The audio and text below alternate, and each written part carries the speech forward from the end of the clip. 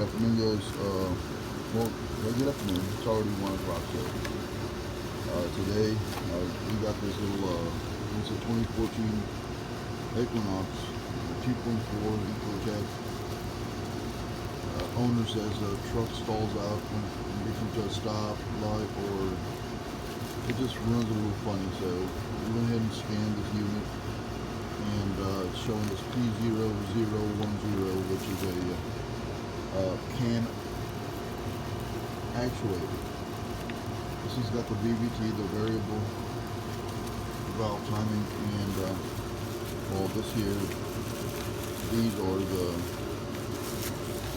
actuators for the can.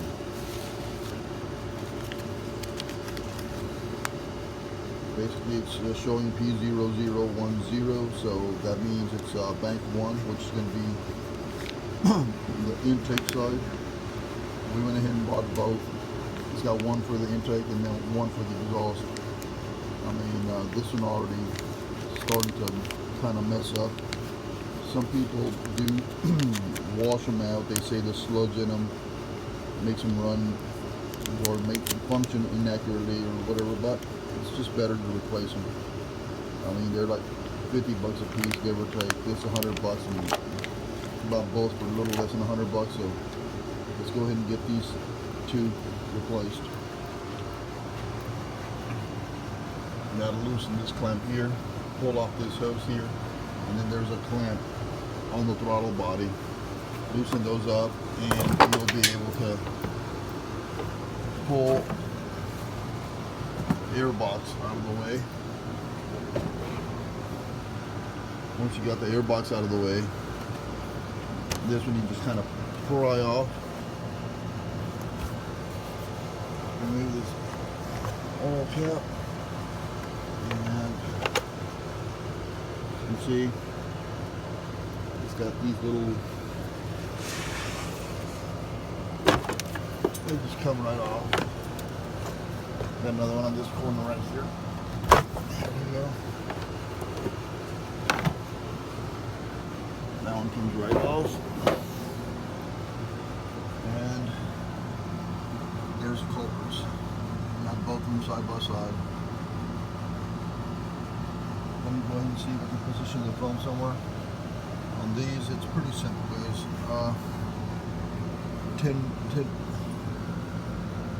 8mm little bolts holding both of them on, and the wire connectors. Basically, this little lock comes up. You press this little tab right here. I mean, they've been on there for a while, so don't expect them to be super easy. I mean, they've been on there for a while, so it's going to be a little challenge to pry these off. So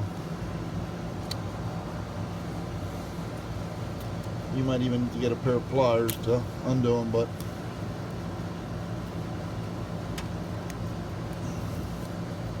pull the lock up, depress the little tab,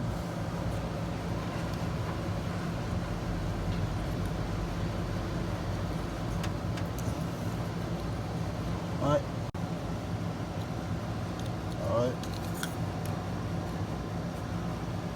if they get a little tough, you might want to get a little screwdriver, depress on this, you'll hear a little snap, and that'll allow you to pull it back out. Now on these guys, the original ones, intake has a gray connector cap on there. The exhaust has a black connector cap on there. The ones we bought at O'Reilly's, they're Dorman brand. They're both black, but I'll show you in a bit. The connectors are basically, they are flipped. The intake side has a step on the lock side. On the exhaust, the step is on the opposite side, so there's no way that you can actually mix these two up. Alright.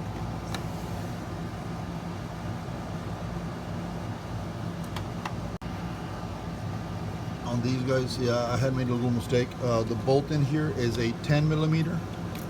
The new sensors come with a new little bolt on there that is an 8mm, so that changes a bit. And there's a little bit of debris in there.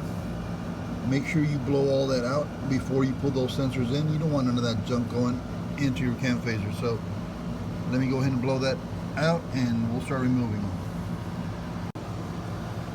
Once you loosen up that little bolt, let's go ahead and do one at a time.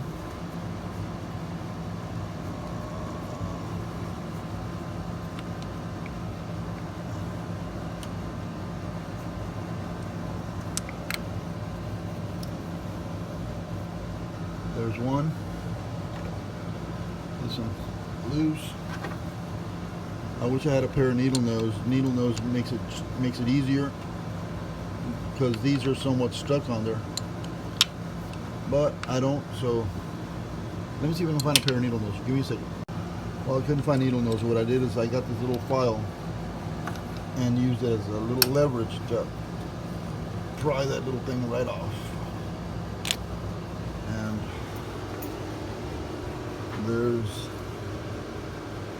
the old EVT. Look at all that sludge.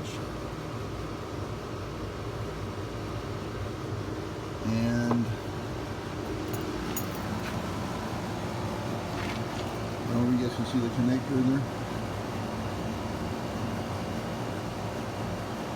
Lock side. And it's got the little pegs going up to either side.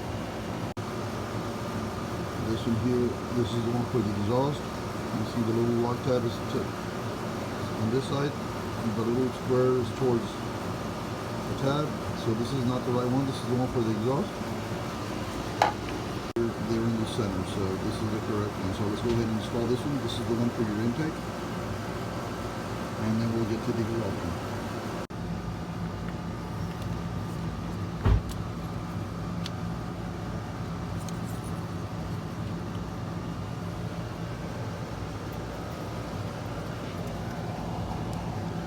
We'll tighten that up in a bit. Let me go ahead and get the exhaust one out.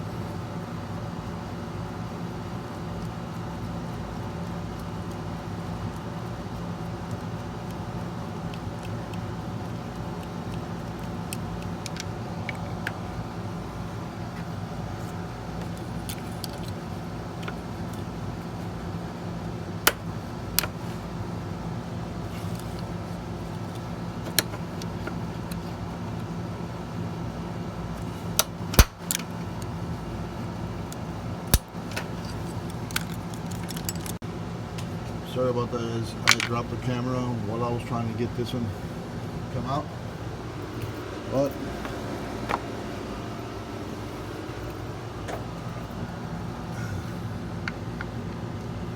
there he goes. And now all we got to do is change out our sockets. Put the little 10mm back in there. Grab your 8.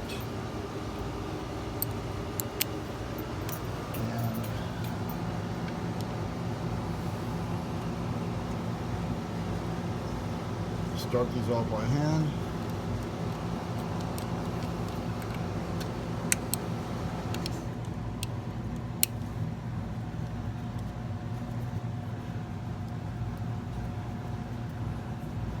Sorry about the video quality, guys.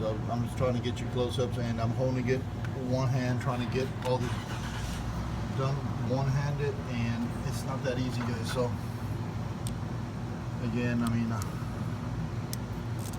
do apologize for that, too.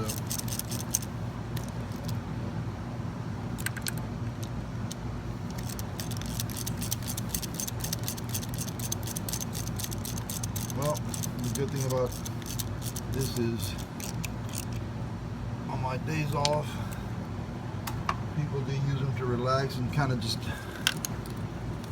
you know, de-stress, wind down.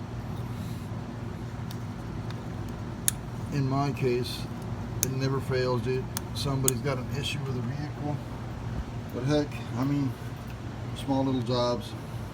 It doesn't take that long, and you put a little change in your pocket, so it works out.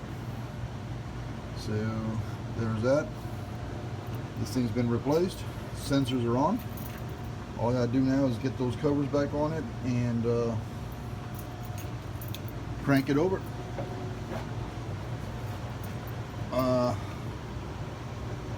I'm thinking of not clearing out the check engine light, not turning it off. I'm going to see if it's okay with the customer or with the owner to go ahead and take the vehicle with the check engine light on. That way they'll see that the check engine light will go off on its own when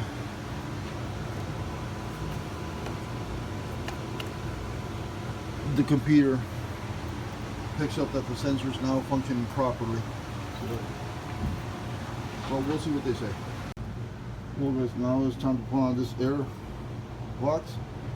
This one is going to be a little tight for space, so I can't record this because, like I said, I don't have a stand with me. So basically, that there goes on the throttle body, that there goes on the air box, and you have to align those little pegs with the box. So let me go ahead and get this on, guys, and I'll bring you back when I'm ready to start this vehicle. And that's it, guys.